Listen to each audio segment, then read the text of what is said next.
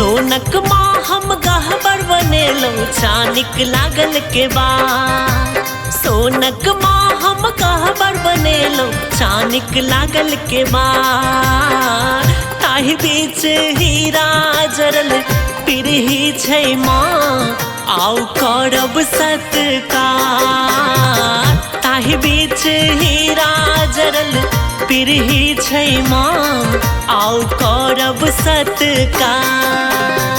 ताहि बीच हीरा जरल पिरही छै माँ आउ करब सत्कार।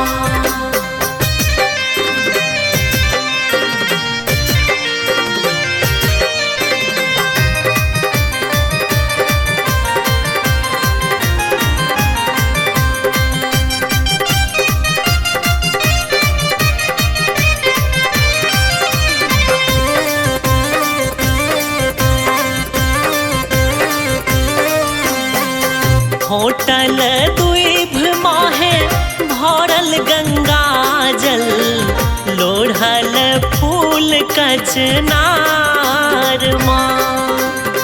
शीश झुका हम बैसब शरण में सुनियो ने हमरो पुकार है।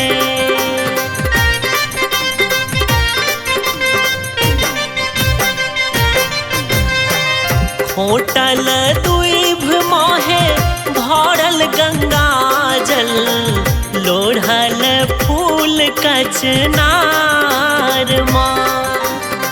शीश झुका हम बैसब शरण में सुनियो ने हमरो पुकार है। गायक गोबर सँ अंगना निपलियै छानन छिटल घर द्वार। ताहि बीच हीरा जरल पिरही छै माँ आउ करब सत्कार। ताहि बीच हीरा जरल पिरही छै माँ आउ करब सत्कार।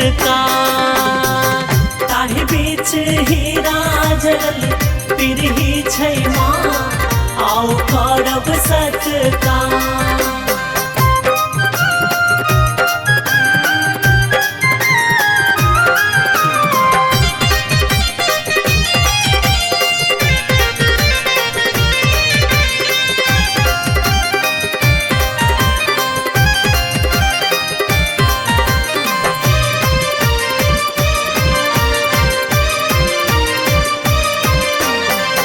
आही छी मान माहे आही सम्मान है। आही सा भरल भंडार माँ। आहक दया बिनु किछु नहीं जग में। आही छी प्रेमक संसार है।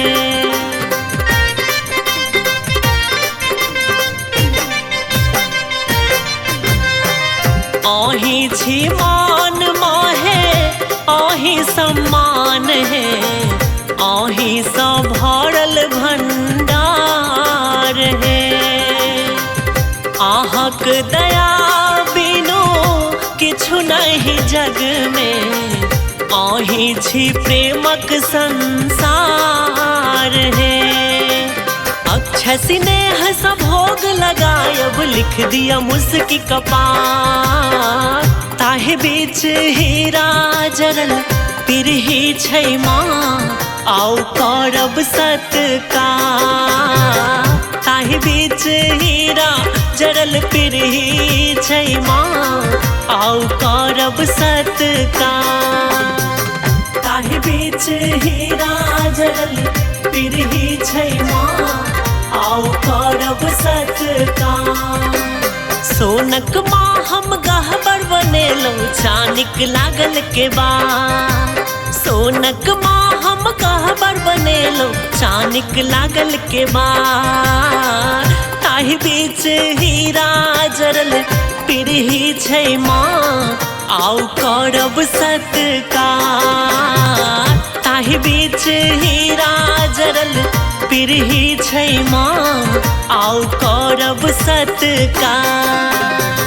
ताहि बीच बीच हीरा जड़ल पिरही छै माँ आओ करब सत्कार ताहि बीच हीरा जड़ल पिरही छै माँ